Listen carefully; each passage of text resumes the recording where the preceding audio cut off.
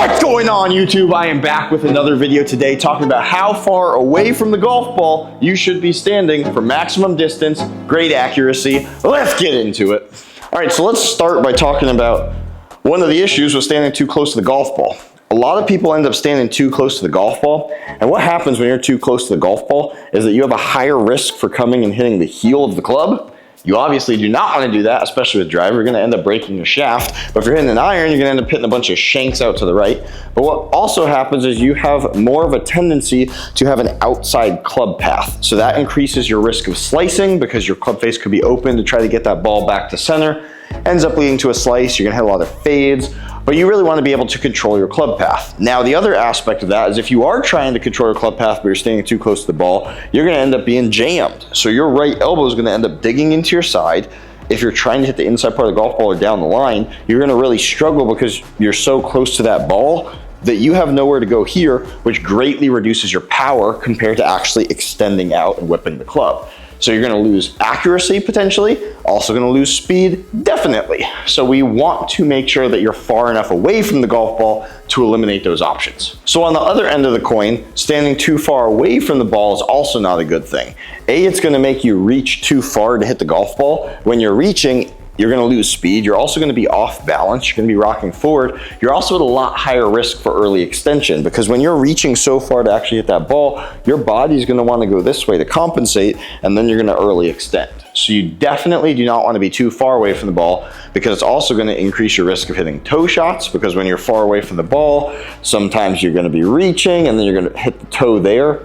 Likewise, if your arms are super far extended like this to try to hit that golf ball, you're going to have no power and control because your arms are already locked out. When you're in a little bit closer and you go from more of a bent position and then extended out, you're going to have a lot of speed. When you're already extended and just trying to return them to an extended position, you're going to lose a lot of speed and power. You don't want to lose distance on the course. You don't want to hit it off the toe. You don't want to early extend. So for all of those reasons, make sure you're not standing too far away from the golf ball. Okay, so how far should you actually be standing away from the golf ball? I would love to give you the perfect answer that says you're going to stand exactly 3.5 feet away from the golf ball. It's going to be exactly 2 feet up in your stance from the middle, and you're in a perfect spot to hit the ball good. Unfortunately, I can't do that because none of that's true. It ultimately comes down to a lot of different aspects. It comes down to how you're impacting the golf ball, which is the main point, which I will talk about here in a second, but it varies based on the person. It varies based on height. It varies based on arm length. It varies based on what type of swinger you are, how upright in your swing you want to be, which is why I say it always comes back to impact. But let me give you a few different examples on the PGA Tour of different types of golfers and how far they stand away from the ball to kind of get you in the ballpark of where you maybe should be starting before I give you some of my best hints to actually be where you should stand. All right, my main man, cameraman, throw up on screen Rory McIlroy's swing. We're gonna start with Rory. We're gonna talk about a few different guys today, but how Rory sets up to the ball is that when he is set up, you can see that the butt of the club is basically under his chin when set up. We can draw a line straight down from his chin to the butt of the club, and that is roughly where he is set up. Likewise, his hands are just in front of his nose. So you can kind of get a good aspect of how far you're standing away from the ball of the dress based on where your arms are dangling down. So you can see where the butt of the club is actually sitting under your head, whether it be your chin, your nose, your forehead, outside of that, maybe it's more by your Adam's apple. But you can also then tell by the left hand and the right hand. So I like to judge based on all of those aspects to see how far they're actually standing. As you can see that Rory McIlroy, the butt of his club tends to be more around his chin. So let's compare Tiger Woods to Rory McIlroy now. Now I've heard Tiger Woods is a pretty good golfer, might have a pretty good swing. Heard he's had a little bit of success in golf. So let's compare him to Rory. So Tiger Woods, the butt of his club tends to be more under his Adam's apple. So he stands a little bit closer to the golf ball than Rory does.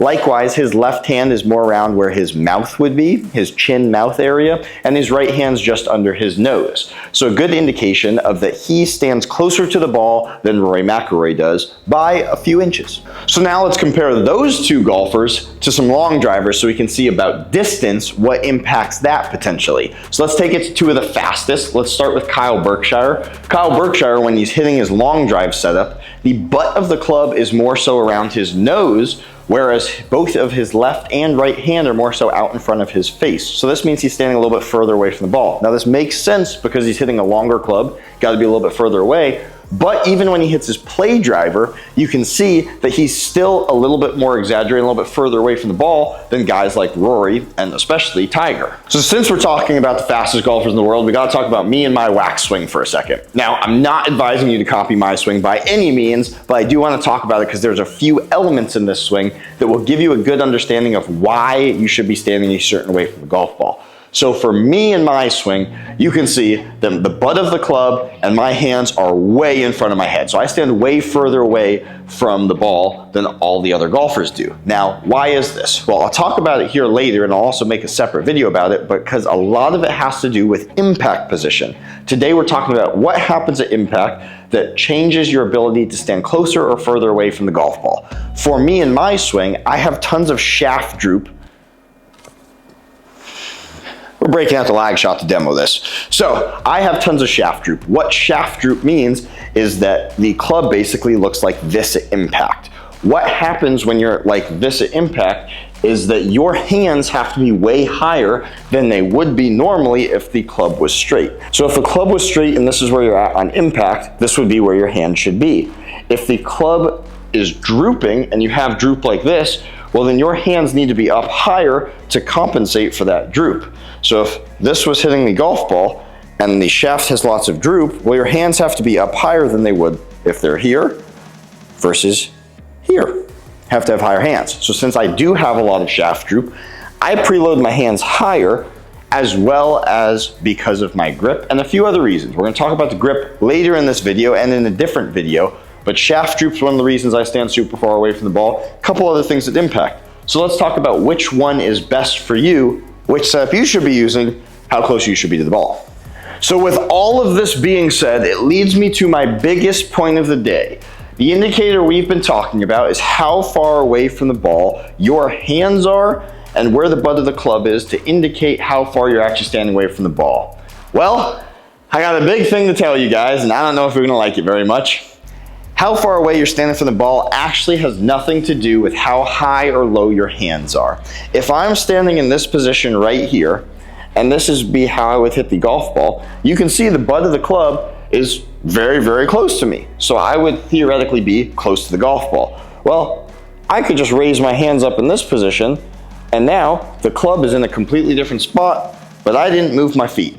So what does this tell us? Because I just talked about butt position of the club and everything else indicating who stands close to the ball and who stands further away. It would seem that I stand further away from the ball than Kyle does. And it would seem that Kyle stands further away from the ball than Rory does. And it would seem that Rory stands further away than Tiger does. But is this truly the case? No, it is not, so you need to stop paying attention to that when you're setting up how far away from the ball you should be standing. What you do need to focus is on how your club is actually impacting the ball at impact. What I want you to do, which a lot of people struggle with, is set up to the ball with the club lying flat on the ground. From there, a great starting point is to drop your left arm straight down. With the club setting up perfectly on the ground, grab that club. That's how far away you should be standing.